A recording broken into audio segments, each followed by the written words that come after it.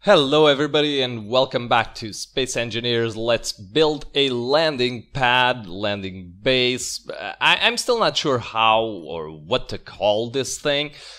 Today I am going to be doing some post commentary again, because I actually really enjoyed the last time. It helped me talk about stuff that I wanted to talk about without having to think about one thing and build another at the same time. My brain does not work like that.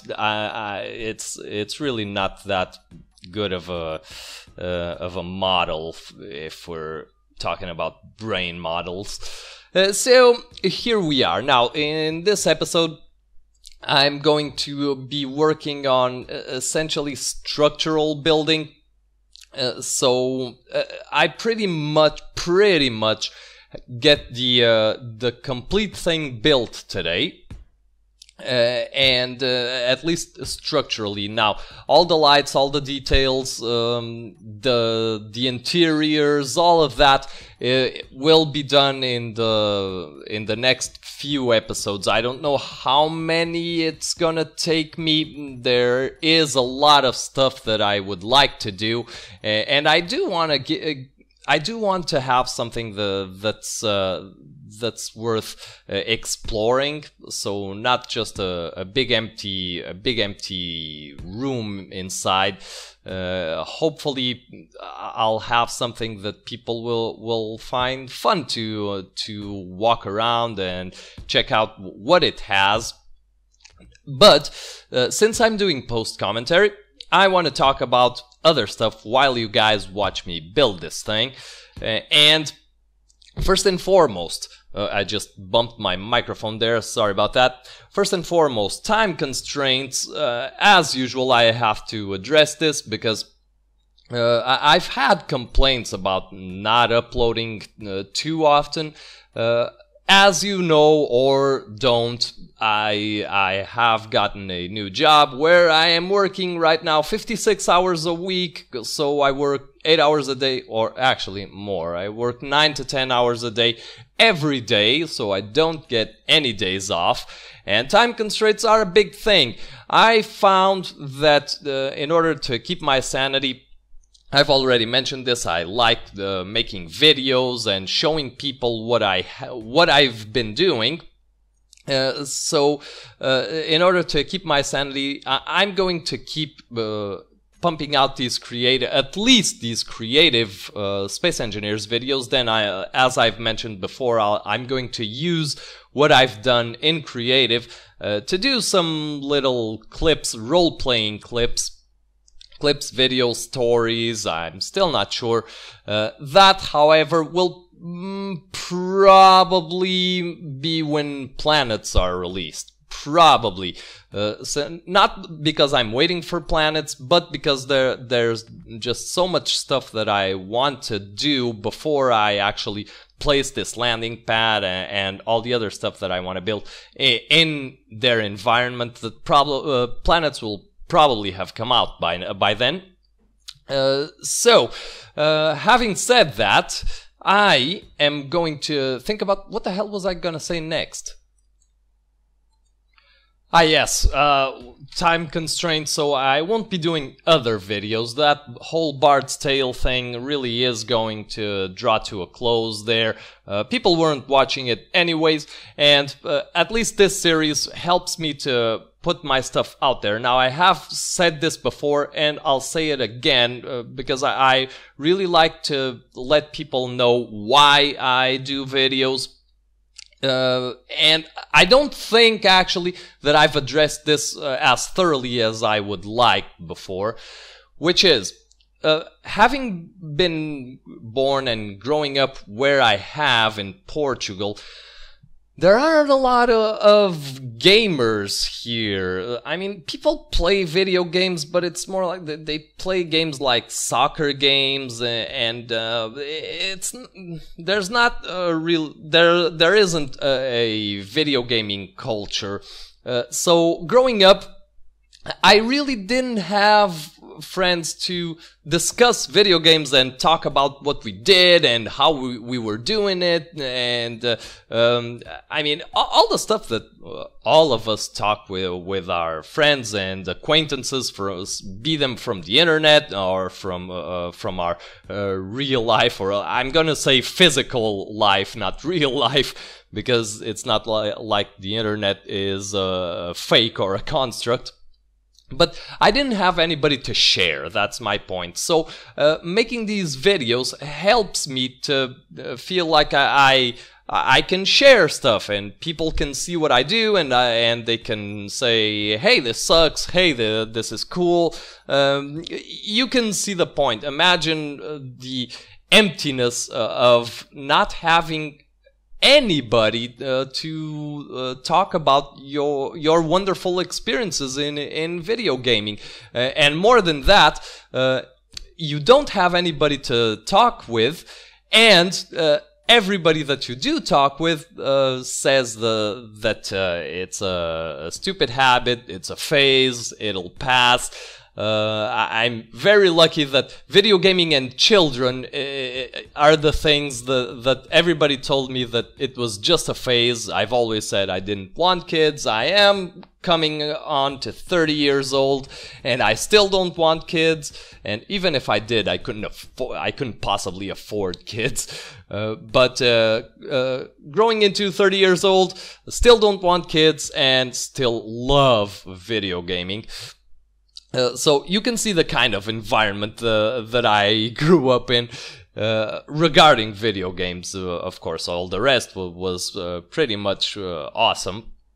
But that's pretty much it. So that's why I love doing these videos so much, and I feel a need to do them, even though many people don't actually relate to them or don't find them really that interesting. But that's pretty much that aspect covered. Now, I did want to take this opportunity to discuss, to ramble about something, which is star travel or space travel. I feel it is fitting. We are playing space engineers, and lately I've said before in the last video, I think, that I've been watching PBS Spacetime. I've also grown reading science fiction, so those were the first books I read. And my parents actually have a huge science fiction library. Well, huge, maybe, I don't know, 200 or 300 books of the best science fiction authors. And I would like to talk a bit about space travel and some of its possibilities, some of its problems, and some stuff that I've been trying to figure out on my own. I've been struggling with the concept of time dilation at light speed, or as we near light speed, the fact that the traveler experiences time in a different way from than a static observer outside let's call it a spaceship, experiences time differently. So if we travel at the speed of light, even though time is going well, we don't notice any differences in time passing by. For the observer outside our spaceship, our hypothetical spaceship, time is passing faster. So they're aging faster. We experience time differently. And this I started thinking about addressing these sorts of issues as I've been watching some Star Citizen stuff about those quantum drives, and what else do they have? Those special drives where you can go faster. Well, essentially several ways of traveling through space. Now, as a warp drive, I've actually tried, before having read any actual science on this matter, I had already conjectured that if we want to travel to the stars, we can, instead of propelling a ship through space, we could try to warp space around the ship. So if we grab a spaceship and find a way to contract space in front of it, and I'm using very simplistic terms, and please note this very carefully. I am a complete layman on pretty much all subjects except law, so take this as an opportunity to discuss the things, and also call me out on mistakes I make, or wrong stuff that I say. And also, I hope that if I'm telling you something new, that you feel inclined to go explore these issues, because they are really interesting for humanity, for us as a species. I think these questions pose as I've said before, a bigger picture before us.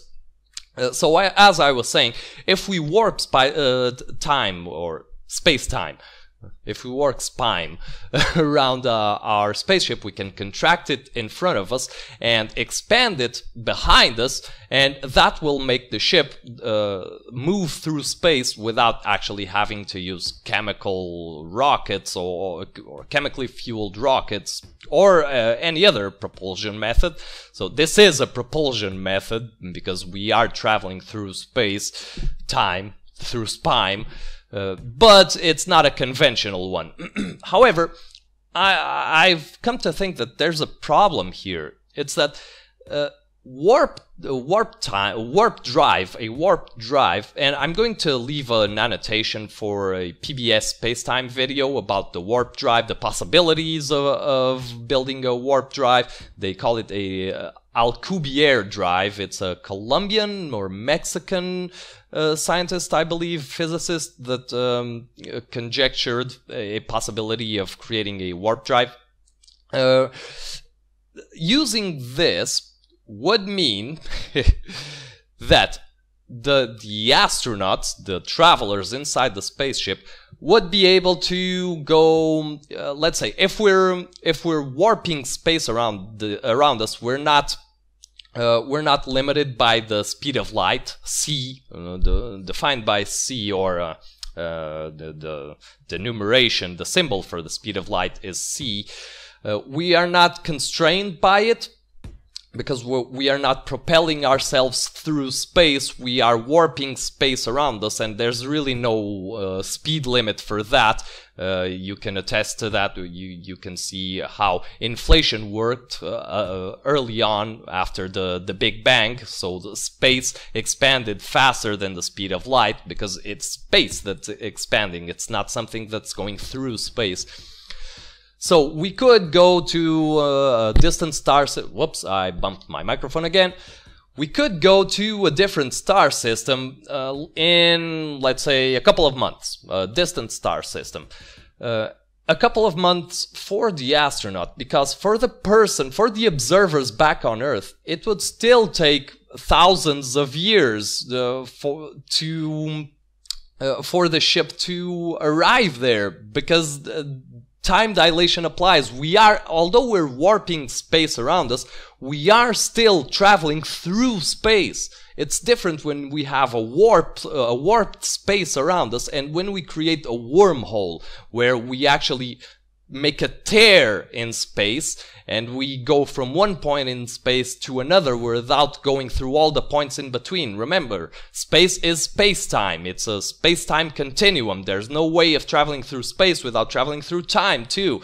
To better understand the principles of time dilation, I'm going to leave another annotation here to a video from Vsauce, which was the first thing that actually made me finally understand better get a better grasp of what this time dilation really is, of what happens to time when we're traveling at the speed of light or near it, and to people or things outside that travel. So hypothetically a spaceship for observers outside of that spaceship. I'm gonna leave the annotation here. I highly recommend you check it out. If you still have some questions or issues about what in the hell happens and how it happens. It's really a complex matter, and it took me a lot more years than I like to admit to come to grips with what really happens here.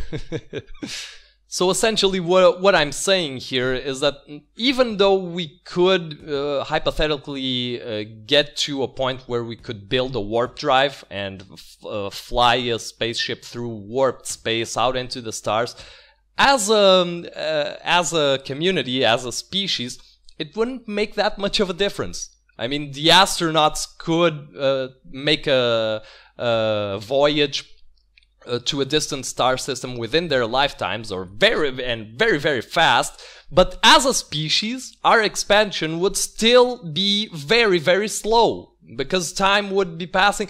Imagine this: if the warp drive, instead of contracting space in front of us and expanding it behind us, imagine if it only contracted the space in front of us until the star system that the ship was trying to get to was just within reach. So an observer from Earth could look at it and see a big star here right above our heads where we are right now. They could see a big star from a distant star system that a spaceship in orbit around Earth had contracted space-time and made the star really close.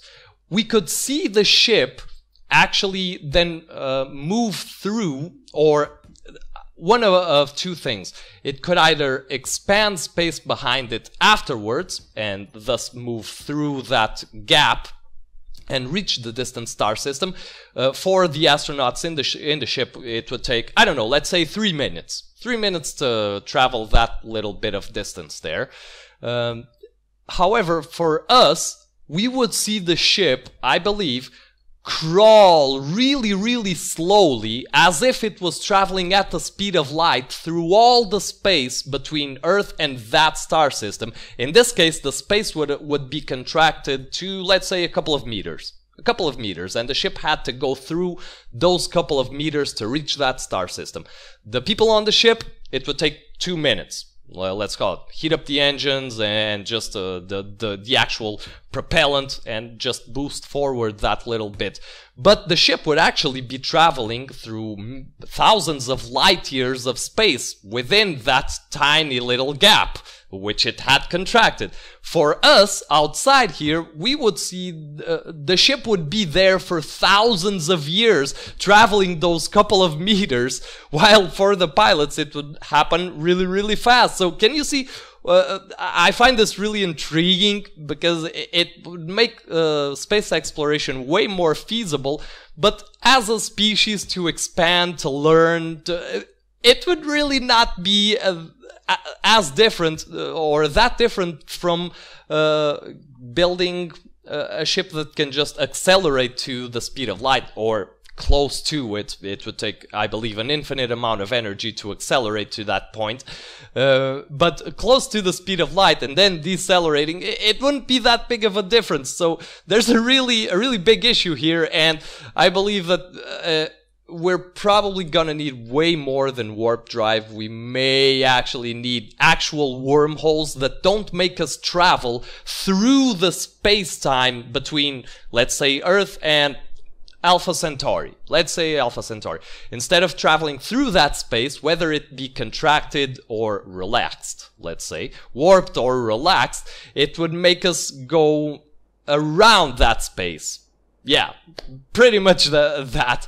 And I've rambled on about this subject for a while now. Damn, the video is pretty much over. You can see how we built this. I would like to talk more about this. If you have any questions, please let me know. Leave stuff in the comments, and hopefully next video we'll start adding details and paint jobs and start working on the interior of this thing.